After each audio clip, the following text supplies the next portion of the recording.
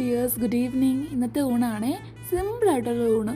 സാമ്പാറും അവിയലും മീൻ വറുത്തതും അച്ചാറും. കുറേ നാളുകളായി അവിയൽ കഴിക്കണം തോന്നുന്നേ, പക്ഷെ ചേന കിട്ടാത്തതുകൊണ്ട് ഞാൻ അവിയൽ ഉണ്ടാക്കാണ്ടിരിക്കുമായിരുന്നു.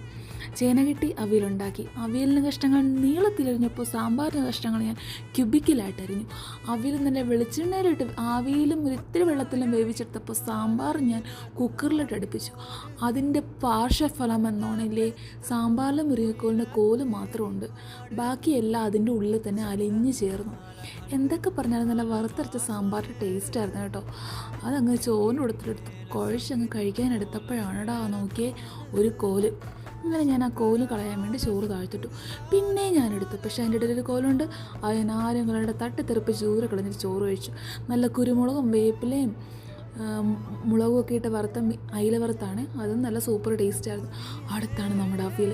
എൻ്റെ ഏറ്റവും ഇഷ്ടമുള്ള സാധനമാണ് അവിയൽ. ഈ സദ്യയിലുള്ള അവിയലുണ്ടല്ലോ, എൻ്റെ പൊന്നോ.